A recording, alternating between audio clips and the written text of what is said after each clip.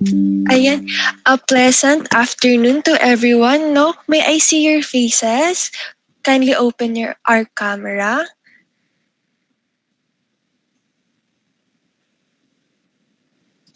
Ayan, I see people opening up their cameras right now. Okay, so can I feel your presence by clicking the heart button? Thank you so much, Kim, Ron, Dan. Thank you so much. No, I feel so loved right now. Okay, so before we start, can Rina, can you please lead the prayer? Okay, so let's bow our head and feel the presence of the Lord. O God, Almighty, grant us a bright intellect, a sound judgment, and a retentive memory. Help us to study patiently, orderly, and diligently, to develop ourselves in the gifts of God, as we make good use of them according to your divine will. Amen. Thank you, Rina, for that meaningful prayer. So to start, let's have an attendance check. Okay, instead of saying present, let's use science-related words. Okay, are you ready? Um, Calvin William Cruz. Present. Okay, instead of saying present, use science-related words. Again, Calvin William Cruz. Uh, Atom. Okay. Breen Ashley Lakhanpal. Again, Breen Ashley Lakhanpal. Okay. Let's move on. Dan Kirsten Dominguez.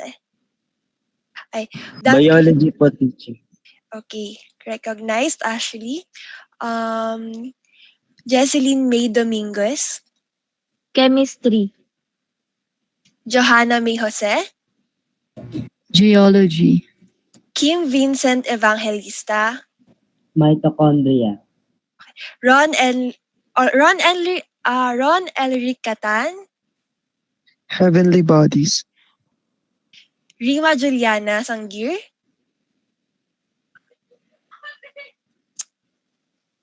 Okay, Rima Juliana Sanggir.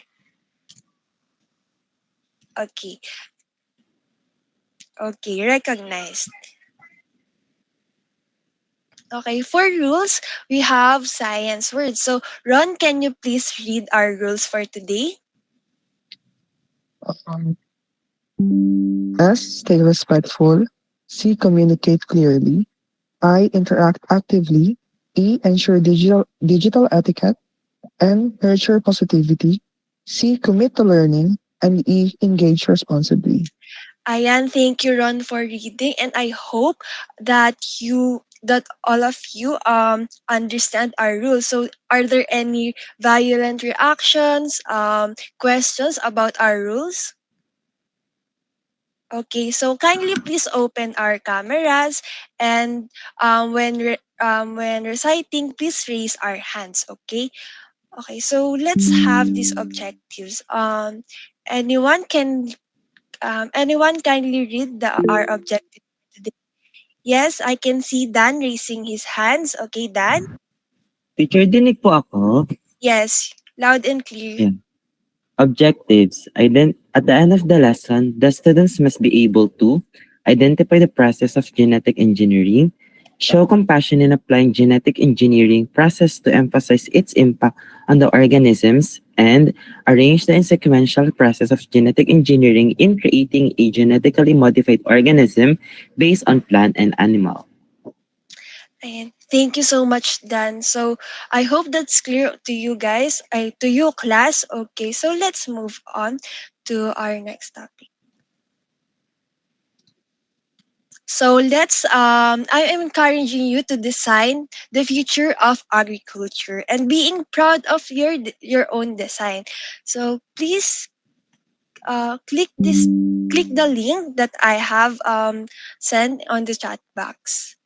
Okay.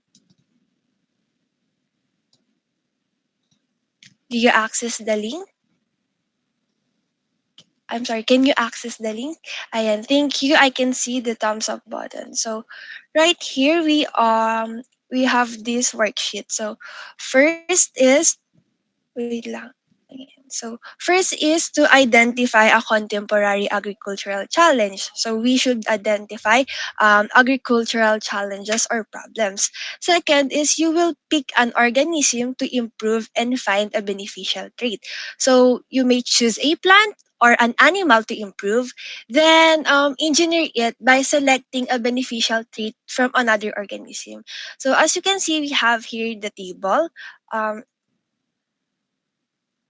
Okay, so another organism and then the beneficial trait. So we have Bacillus thuringiensis, which produces natural insecticide, Azospirillum spp, which promotes root growth. So spp means multiple unknown species. So we have also Agrobacterium tumefaciens or herbicide resistance and so on.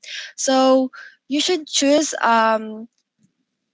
an organism to improve and then pick an organism to get some beneficial traits. So for example, I have here the example. So for my I chose corn and I chose the Arabidopsis for drought resistant plant.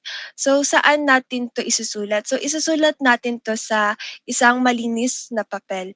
And then after natin isulat yung mga answers natin, ipo-post natin dito sa ating X-Tiles. You may add some images or upload it right now. Right after you answer, okay? So kung hindi naman makakapag-upload, you can send your answers in RGC on our group chat pala. So that clear? Okay. So I will only give you 5 minutes to answer our worksheet.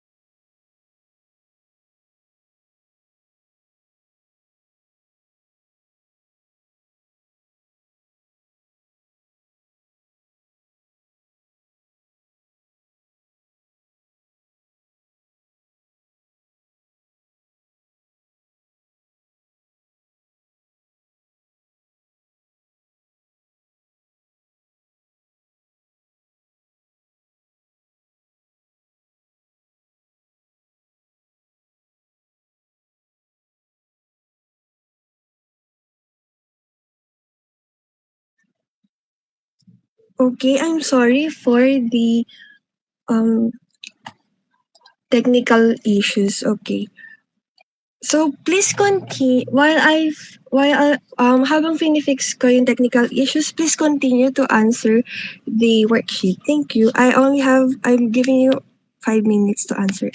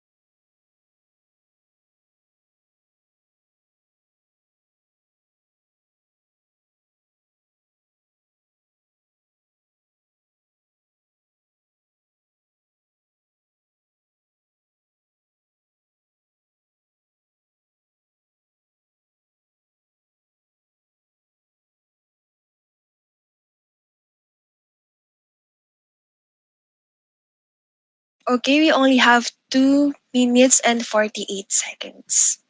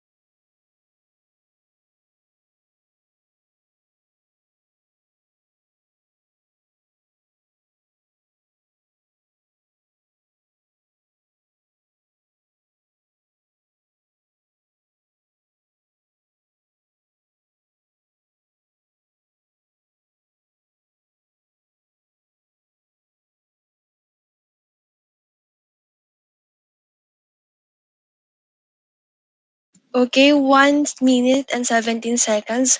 There are people na nagsisend on RGC and I will just dictate it on you guys. Okay, class.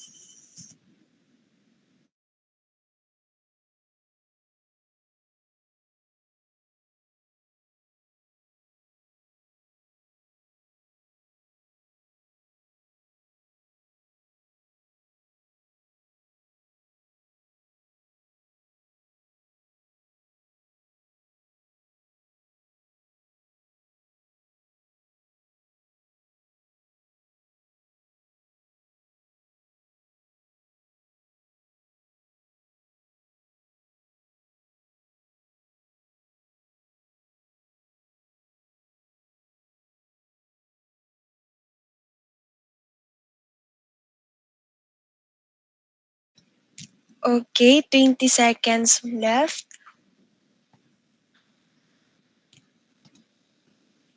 Nagkakaroon ba ng trouble? Or,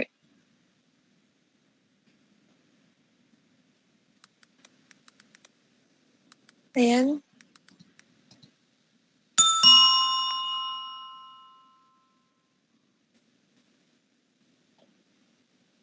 Okay, you may send your answers on RGC, and I will just paste it here if hindi po if hindi na paste.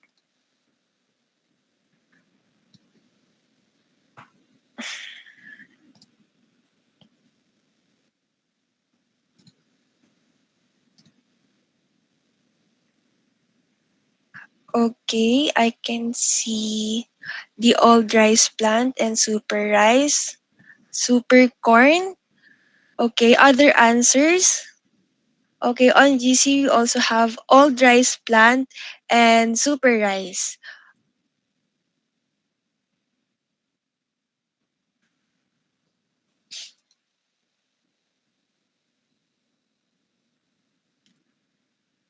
Okay, so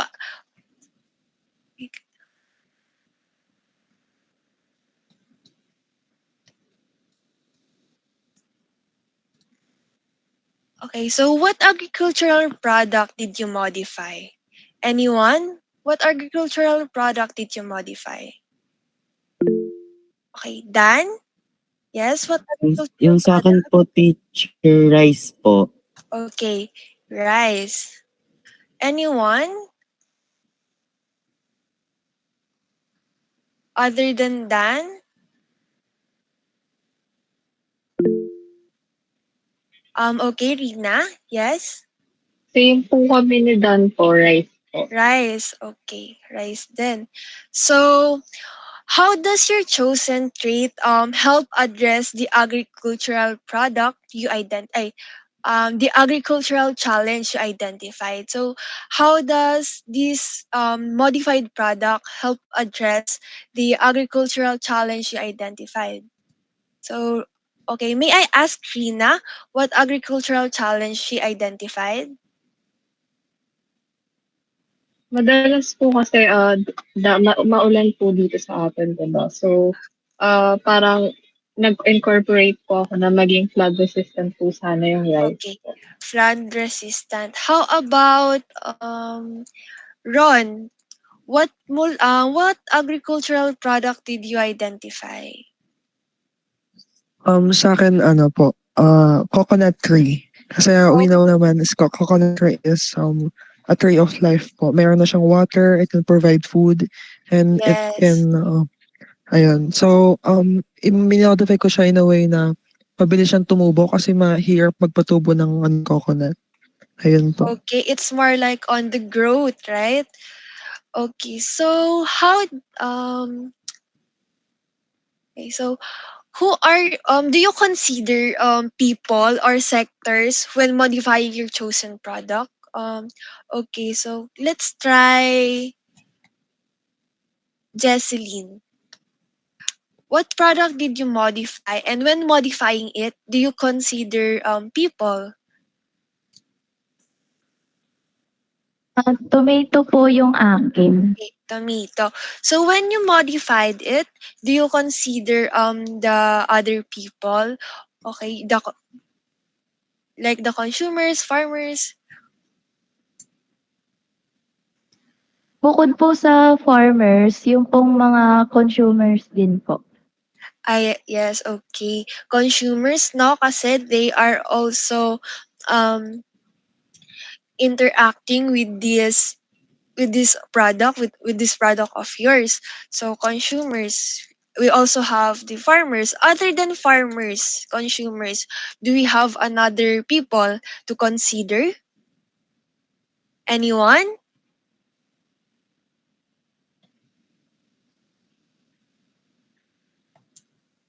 Okay, let's try Johanna. Hello teacher. Same po yung kinonsider ko just like my classmate po. Okay. Consumers and farmers din po. Okay, Dan is raising his hand. Okay, Dan? Ano po teacher, aside from consumers and sectors po, siguro pwede rin po dito yung mga private sectors. Kasi sila po yung nagpo-proseso ng mga products na dinadala po sa mga pamilihan natin na kung saan ito po yung kinukonsume ng mga consumer po. No, Dan, like companies, di ba? And also, after that, we have consumers, farmers, private sectors. So, okay, what should be demonstrated when modifying an organism? Okay, we modify it, and while considering the affected sectors, the affected sectors na binanggit kanina are the consumers, farmers. Of course, we also have researchers, scientists. So, what should be demonstrated when modifying an organism or a product? Anyone?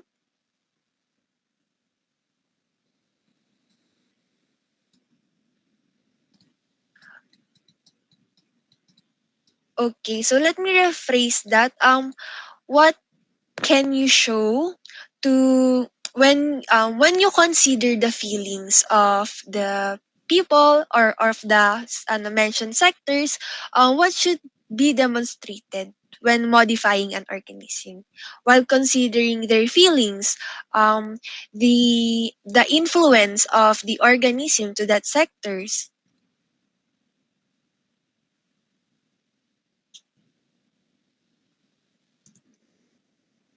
Anyone?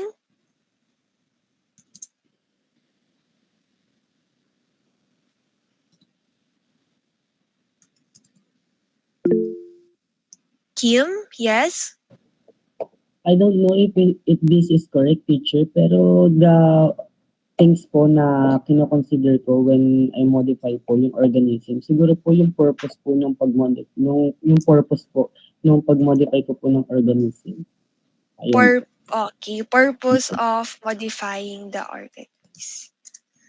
Another one? Yes, Johanna? Pag modify po ka ng product, kino-consider ko po yung purpose o yung preference po ng target, audience. Okay, we also consider no the preference of the people around us since they are the one who consume it or they are the one na nagtatanim. Okay, Rina, yes? Siguro po What's yung iisipin ko rin po yung well-being po ng animals, the environment, or farmers. So parang compassion po. well-being of the animals, of the farmers, yes, which results into compassion. So it's shocking no that this all of purpose of modifying preference, well-being, and compassion are interconnected with our subject today, right? With our topic today. So may I know how you can show compassion? What actions can be shown to, or what actions can be shown to demonstrate compassion towards sectors affected by this modification? Okay, let me call Brin. Okay, as a student, what actions can be taken to show compassion towards sectors affected by this modification process? Brin?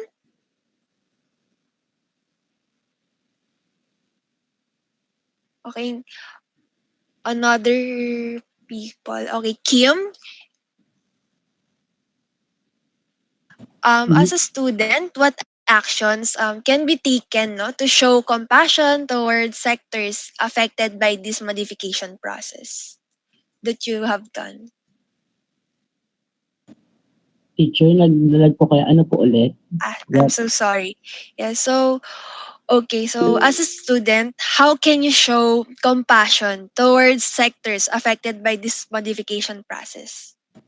For me, ano po, siguro po yung pagtangkilik niya. Yung nakalagay po dito sa sagot po ni Jessie. Yung isa po dun is yung pagtangkilik po sa mga produkto kasi para saan po ba, bakit po namomodify yung ano po, yung mga organism na to, di ba po, para din po sa atin. Okay. Thank you for that answer, no? Same as Jesseline, pagtangkilik sa produkto. Of course, I can see Rina raising her hand. Aside po sa sinabi po ni Kim, siguro po sa pag-consider po ng mga opinion po ng mga farmers, kung ano po ba yung opinion nila sa pag-modify nito, if agree po sila. So, dapat yung pakinggan po siguro yun. Okay, thank you Rina, Kim, and Jesseline, no? Kailangan nating tangkilikin yung mga produkto na lokal na gawa. Also, kailangan din nating pakinggan yung opinion ng mga farmers dahil sila ang nagtatanim o kaya naman sila yung nagpro-produce kadalasan ng mga produkto, agricultural na produkto, 'di ba? So, moving on, no? And talking about modification process, do you think glow in the dark cats exist? Sa tingin nyo ba yung glow in the dark cats ay nag-exist kahit na reactions lang? Thumbs up or thumbs down? I can see reactions, parang curious sila. Okay, si Kim ay thumbs up, si Rima thumbs down. So there are a lot of perceptions about this. Actually, it does exist and it does exist, no? Because of what we call genetic engineering. So ano nga ba yung genetic engineering? Rima, can you please read this? What is genetic engineering? Genetic engineering is also known as genetic modification. Is a laboratory-based process that alters an organism's DNA composition or by National Human Genome Research Institute 2025. Thank you, Rima, for reading. Okay, so yung so yung genetic engineering daw is a laboratory-based process na nag-alter ng isang DNA composition. Okay? Parang kumukuha ka dito ng desired gene mo at i-alter mo. It's like editing. Okay, parang ikaw yung god dito sa genetic engineering. Let's move on. Okay. Okay, so brief history, no, si Herbert Boyer and Stanley Cohen ang unang nag-produce ng genetically modified organism. Tinatawag tong insulin, which is insulin ay gamot sa diabetes, right? So, ayun, ang pinakauna nating GMO ay ang insulin. And genetic engineering, of course, it removes DNA from one organism and transfers specific genes. So, para talaga tayong nag-edit talaga tayo dito sa genetic engineering. So, this process doesn't require crossing. So, traits from any living organism can be added to a plant. So, natatandaan nyo ba yung traditional breeding? 'Di ba? Meron tayo nun. So, ibang-iba ito sa traditional breeding. Kasi, yung traditional breeding, ay puwede siyang mag-produce puwede siyang mag-produce through vegetation, right? Vegetative process. While dito naman sa genetic engineering kasi, lab-based process talaga siya. Sa laboratory talaga siya ginagawa. So, to broaden our knowledge about genetic engineering process, meron tayong first process ng genetic engineering ay yung DNA extraction. Okay, so dito ginagawa ang pag-extract ng DNA. So yung process natin ngayon na i-explain ko is about human insulin. Okay guys? Okay class, sorry. Human insulin. So meron tayong bacterium. Tapos sa bacterium na to, ang tinatawag na bacterium na to ay E. coli. So sa bacterium na to, meron tayong plasmid. While naman on the other hand, you have human cells. So sa human cells, meron tayo dito DNA. Tapos ang gusto natin makuha ay ang DNA na nagpro-produce ng insulin. So i-extract natin, kukuhanin natin yung DNA code na yon na nagpro-produce ng gene. Tapos bakit ba natin kinuha yung plasmid dito, yung color pink? Kasi it will serve as a vector or transportation kamo. So eto. Ayan. So meron tayo ditong restriction enzymes. Itong restriction enzyme na to, para siyang gunting na gugupit sa sa gene na gusto natin. Since ang ano nga ulit yung gene na gusto natin? Gene na nagpro-produce ng insulin. Okay, so gugupitin natin yung DNA. Gugupitin natin yan using restriction enzyme. At nakuha na natin yung gene na nagpro-produce ng insulin. Ito na siya, yung color blue na yan.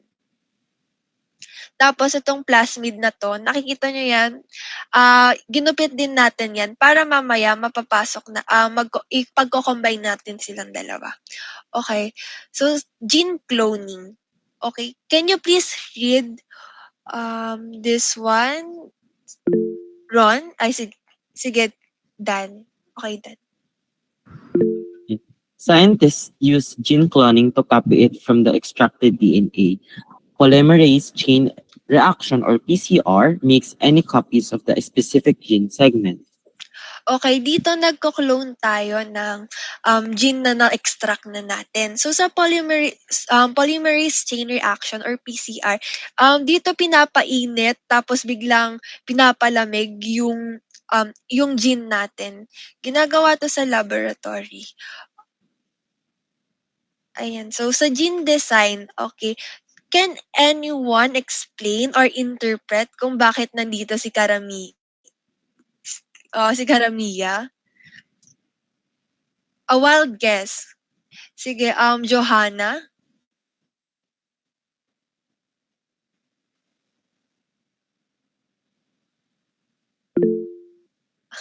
Okay, I can see Rima raising her hand. Okay, Rima? Because po, they're twins and parang pong nagko-clone yung genes nila. Okay, so yes, parang nagko-clone yung yung genes nila. Very close, but dito kasi we have plasmid na nandito and gene na nakadikit. It means dito na sa gene design, step 3, dito na tayo gagawa ng recombinant DNA. Dito na natin i-combine yung plasmid and yung gene. So, paano natin siya i-combine? through DNA ligase. Ito yung para kasing glue sa DNA, ay parang glue para lang ma-combine yung plasmid tsaka yung desired gene natin. So going back, we have gene design. So ayan, after cloning a gene, genetic engineers modify it to function in a different organism. Okay, so sa fourth process naman, we have transformation. Transformation dahil dito sa recombinant DNA, tandaan ang recombinant DNA, ito na yung product ng plasmid at saka gene na pinag-combine. So, anong tawag doon? Recombinant DNA.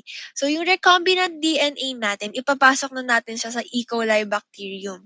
Okay?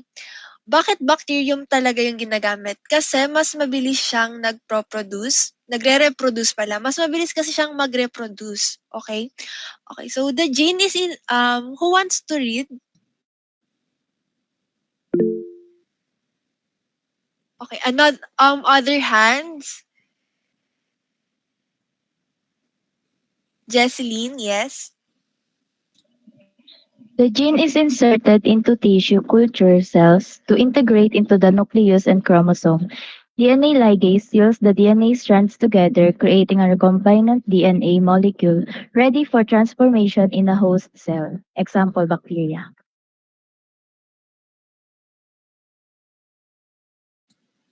Ayan. So, dito, nag-ano na tayo, nilalagay na natin yung recombinant DNA dun sa bacterium natin. Okay, paano kaya natin nalalagay ito? There are a lot of laboratory process na pwede natin gamitin, which is yung gene gun, agrobacterium-mediated transformation. Yun dito, yung soil bacterium naturally transfer the gene into the plant genome. Parang yung bacteria ilalagay na natin sa soil or i-induce na natin sa soil tapos ipaplant natin yung desired organism natin.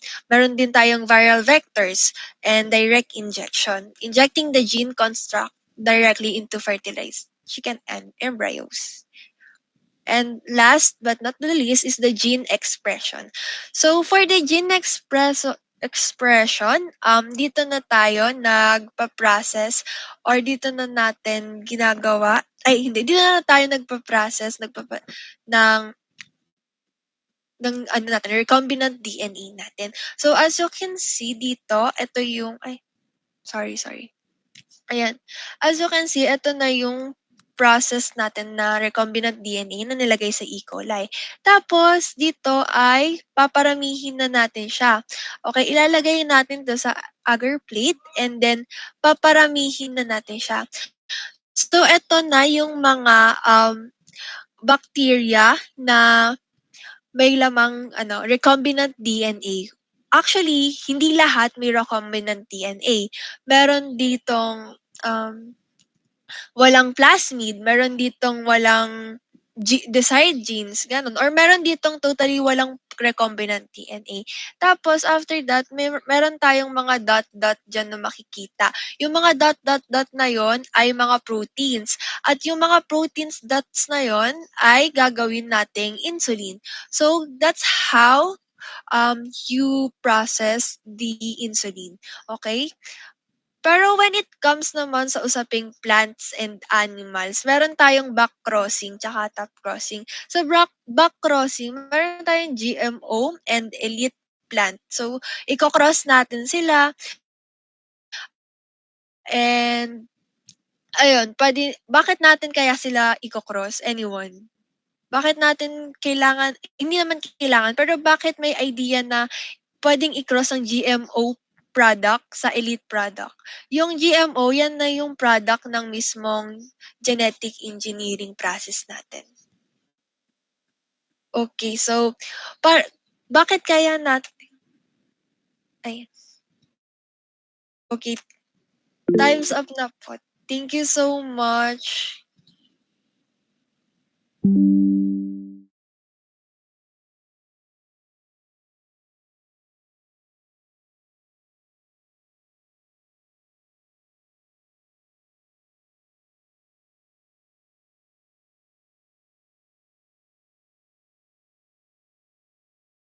Yan, may I ask if pwede niyong i-open yung cameras ninyo for documentation lang. Thank you. So, ayan. Both participants and evaluators. Paki-open na lang po ng cameras. Thank you.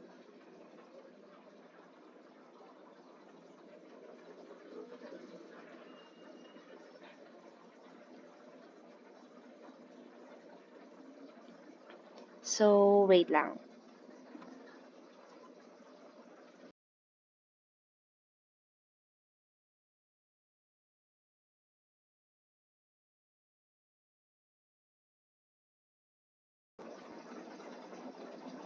So, ayan. 1, 2, 3. Ayan, isa pa. 1, 2, 3. Ayan, thank you so much. So, ayan, muli maraming salamat sa inyo. If may gusto ka pa bang sabihin, Teacher Max, or sa GC na lang ninyo para makapag-start tayo sa feedback with the evaluators. Okay, so for the participants, thank you so much sa pag-attend. Thank you sobra. Pwede na kayong umalis, no? Pero sobrang salamat. So for evaluators, thank you din po. Pero stay lang po muna tayo para sa comment. Thank you so much.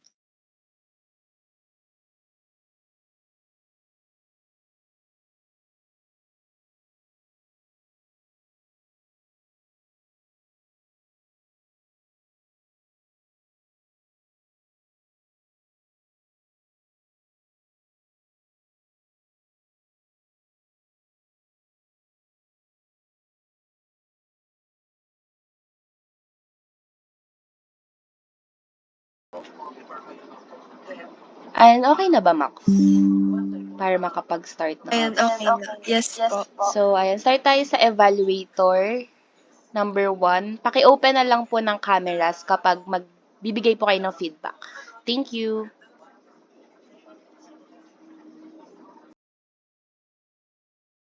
Siguro po ang tawag dito, magbigay muna tayo magbigay muna siguro yung mga evaluators from from biology. Yes po.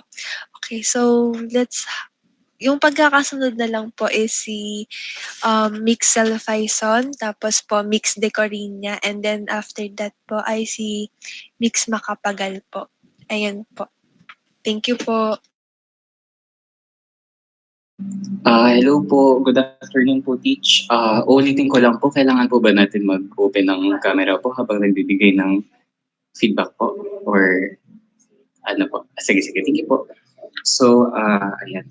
Good afternoon po muli sa ating lahat and pagbati po Teacher Maxine ulit sa ating demonstration. So, yung ibibigay ko na naman pong feedback is regarding sa nangyari ko kanina and nilista ko naman siya, so babasahin ko na lang po.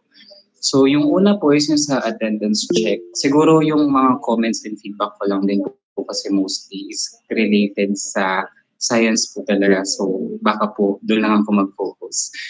Una po is yung sa attendance check. Kapag po kasi sinabi natin science-related terms, masyadong malaki po kasing konsepto ang science. So given na genetic engineering po siya, baka pwedeng limit lang natin siya sa biology or ang pwede ko po sana i-suggest is for example, kapag present ang boy, sasabihin is bacillus, tapos kapag present si girl, sasabihin thuringiensis. And then pwede niyo pong gawing processing question is itanong si bata, ano ang bacillus thuringiensis? And then kapag alam nila is pwede nila itong i-connect doon sa magiging activity kasi nga po na-mention si Bacillus thuringiensis possessing a particular trait which could help in genetic engineering. So meron pong gender distinction and hindi na rin po mahihirapan yung learners natin to think of science-related words for attendance. So yun po. And then yung sa activity po, yung sa products, okay po siya sa akin. Siguro, instead of making the learners think of an agricultural challenge, it's best that we provide them with a scenario na lang. Like for example po, si teacher magbibigay, kunyari, the year is 2026, ang Pilipinas ay nakaka-experience ng crisis pagdating sa agriculture. Like for example, pwede nating sabihin na yung production po ng palay is bumababa na ganun. So that way, mas mabivisualize ni learner or mas shrink down yung pwede niyang isipin na plant. So that way, mas makakapili din siya ng plant or agricultural product na pwede niyang bigyan ng particular trait based doon sa choices na provide niyo po. So, yung choices, okay lang naman po siya sa akin. Siguro mas okay if may pictures lang po. Like for example, yung sa may soil, sa may root growth, may pictures para mas ma-visualize nila. Mas okay po yun. And yung sa processing questions naman, okay po siya sa akin. Yung processing questions, siguro mas okay if meron lang pong konting picture analysis. Like yung kunwari, kapag sinabi natin genetic engineering, who is this benefiting, pwede pong magkaroon ng yun pong picture na kunyari sa kaliwa is may picture ng genetically modified corn. Tapos sa kanan is wala. So ano po yung nakikita nating effect? Ay ano yung nakikita nilang difference? Like for example, yung nasa kaliwa po is mas malaki yung mais, mas maganda siyang tingnan, mas masarap kainin. And then yung isa is mas maliit, gano'n. So, pwedeng itanong sunod sa bata is what do you think is the reason kung bakit merong differences dun sa dalawang corn? And ang pwedeng maging sagot is, yun nga po, yung genetic engineering. So that way, mata-transition ng maayos yung topic. Na for example, mabibigyan ng mga bata ng, tawag dito, brief introduction, kumbaga, kung ano yung tatalakayin talaga, which is genetic engineering. And siguro pwede ring tanungin sa start ng lesson if alam ba nila kung ano ang GMO. Kasi merong mga learners tayo na hindi alam kung ano ang GMO, gano'n. If meron ba silang prior knowledge about dito before we start with genetic engineering. Kasi po it's best na pang learners is already familiar with GMO before we start talking about genetic engineering. And then last po is, ano na lang po, technicalities pagdating sa terms. Like for example, ang bacteria po ay hindi nag-reproduce, sila po ay nag-replicate. Kasi po, hindi sexual reproduction ang meron sa bacteria, it's asexual po through binary fission.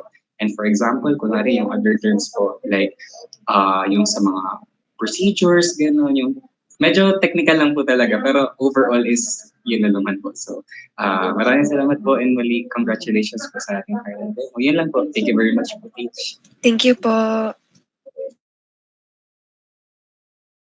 Next si Kurt. Ayan, good afternoon po. Congratulations. And I agree naman dun sa mga sinabi po ni Teacher Josh po, no. Yung sa akin naman po, continue lang yung pag-repeat ng instruction when it is not clear sa mga students. So, ito na nangyari kanina dun sa attendance, no, nagbanggit siya ng present pero dapat hindi present yung ibabanggit niya and parang kinuret mo agad or binanggit mo agad yung pinaka-instruction. The next one, yung organize. Merong organized rules, meron ka namang maayos na rules, no, yung science na term, iligyan mo ng meaning. The next one, inform the learners about the abbreviation. Maganda yon kasi para magkaroon sila ng idea ano ba yung nakasulat doon tulad nung sa SPP, 'di ba? May nakalagay doon na SPP kanina. So very good yun kasi binanggit mo kung anong ibig sabihin ng SPP na marami itong uri na species. Then the next one is giving them examples to guide them. Ito yung sa activity mo, no, na sinumo naman siya kanina and nagbigay ka na example para mas organized and mag-guide mo yung mga student mo. The next one is reminding them the time, kung ilang minutes na lang yung natitira sa paggawa ng activity. Then asking them if they're experiencing problems or issue regarding the task, yung nangyari dun kanina. Then presenting the answers of the students. Sinusulat mo kanina yung mga answers nila dun sa board, which is good para ma-evaluate din natin yung mga sagot nila. The next one is presenting facts. No, meron kang nabanggit na facts about dun sa glow in the dark na species. However, mas maganda sana if napapanahon yung binigay mong example. Tulad na lang nung woolly mammoth na kakabalita lang, no, na kabalita lang na ginagawa ng mga scientists. Ayun yung species na bago. Next one is integrating the other knowledge. Nabanggit mo rin yung kanina sa ano ba yung traditional breeding and ano yung pinagkaiba nito dun sa genetic engineering. And the last one, very good dito, no, na you are presenting pictures or images in teaching process kasi genetic engineering to. Mas mabivisualize kasi ng bata talaga if merong mga pictures. However, ito lang yung mga dapat mong i-avoid. No, you should not give them you should give them another option when they cannot open their microphones. No, kapag hindi sila makasagot, bigyan mo sila ng options na gamitin yung chat box. Next one is ask their progress. Dun sa activity kanina, no, tanongin mo sila, tapos na ba kayo sa number 1? Anong part na kayo ng activity natin? No, para makikita natin yung development or progress ng activity. The next one is you should give them appropriate feedback. Hindi lang dapat tayo okay lang, ganon, or dapat bigyan mo sila ng very good pag maganda yung sagot nila. Then the next one, or the last one is you should utilize the chat box kasi yung mga students kanina no, hindi sila sumasagot. So baka more on written form yung pagsagot nila nung activity mo. Then for the suggestion naman no, tama si Teacher Josh dun sa activity mo, napakaganda niya. However, hindi siya appropriate para sa pag-start ng lesson kasi parang nag-i-explain na siya, explaining part na siya ng genetic engineering. So dapat yung activity mo na yon mas better siya if after na lang nung pag-discuss mo ng genetic engineering para mas may magawa rin silang magandang organism or species. So kung papalitan mo yung una mong activity, suggest ko, alam mo yung just to impress sa Roblox, definitely pwede yun. Kasi di ba parang ang genetic engineering kasi more on designing the organism and kukuha ka ng iba't ibang traits sa other organism. So pwede mo siyang i-analogy dun sa pag-design or pag-dress dun sa isang tao para mas engganyo yung students mo. So overall, you have a good demonstration kahit kahit di mo siya natapos sa pinakadulo, natapos mo naman yung process ng genetic engineering. So congratulations and good job. Thank you so much. Thank you so much po. Okay, so si Mix Makabagal na po. Ayan, so hintayin lang natin. Ayan, nag-on na pala. Congratulations, Teacher Maxine, on your successful demonstration for this afternoon. So, some comments is nabanggit na nila. So, additional na lang for me. For doon sa start mo, again, we appreciate yung creative natin na attendance checking and your voice at the start of your presentation was very nice and energetic. However, habang tumatagal yung presentation, medyo bumabagal na yung pagsalita. So, maybe you can practice more pa yung makip mo yung energy and tone mo throughout the rest of your discussion. Reinforcement of classroom rules is great and you showed an example output before the activity. And that is a great practice para mas konti yung questions na tatanungin sa'yo ng students mo.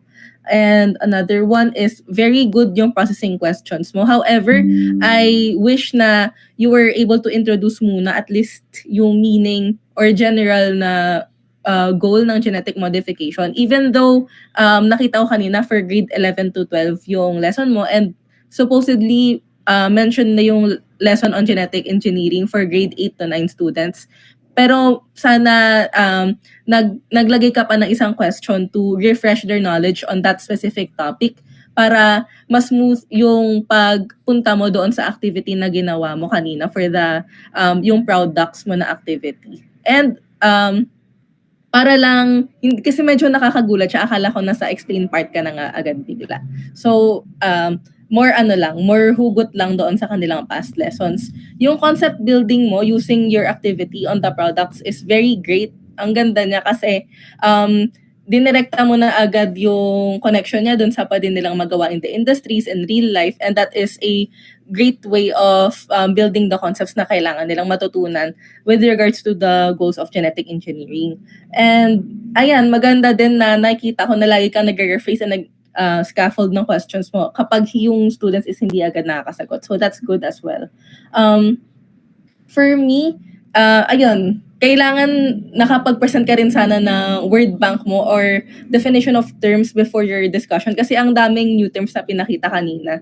So para lang mas maganda lang din sana yung priming ng students mo for the process of genetic engineering.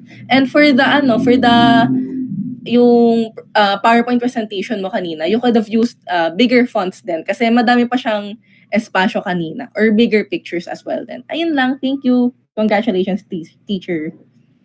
Thank you so much po.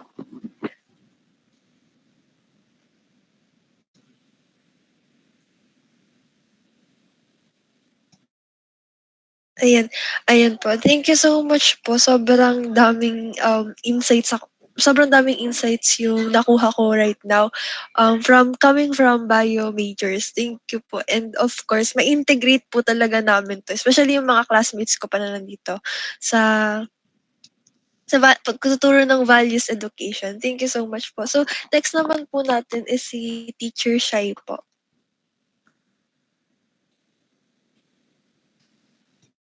Hello. Rinig ba ako? Rinig ba siya? Yes po. Okay. No. So, congrats din, Max. Sobrang heavy nung topic, no? Parang, based sa mga comment nila, sobrang content heavy siya to the point na parang nakaka-overwhelm siya ituro, no? But anyway, siguro hindi na ako masyadong mag-relay dun sa content. Mag-focus na lang talaga ako dun sa napansin ko. So, yung sa akin lang naman is yung maganda naman yung attendance check, no? Na-mention naman na okay siya. Maganda siya, may twist naman talaga siya. However, be specific nga gaya na nasabi ni Josh kanina, no? Kasi kung mga students pa talaga, grade 11 pa sila, since broad nga rin yung topic, no? Broad yung science itself. So, sana naging mas specific tayo doon. And then, yung sa akin lang din is yung sa may tech integration. Parang ngayon ko lang nakita itong, anong ginamit mo? Itong X-Tiles, no? So, maganda siya. Mas nakikita yung kung ano yung magiging activity mo. However, gaya na rin sabi nung isa kanina, mas okay siya siguro if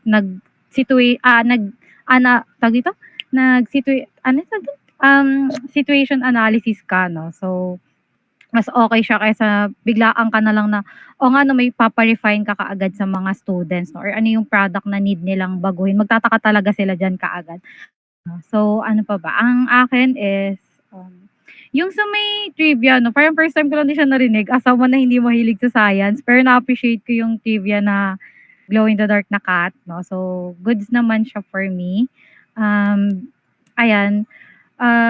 Siguro yung ano lang din, you try naman to recognize yung answers ng mga bata. Ngayon kasi na nasa PT kami, pag halimbawa yung sagot ng bata ay hindi mo na-recognize or hindi ka nakapag-thank you, parang may tendency na hindi na sila sasagot, parang nade-discourage sila kasi parang hindi sila naka-receive ng feedback. Ang mga bata ngayon, mahilig sila sa words of affirmation, no? Kada may sasabihin sila, gusto nila may feedback ang ibibigay, no? Parang kasing okay lang yung naririnig ko, parang tatlong sagot ng bata mo.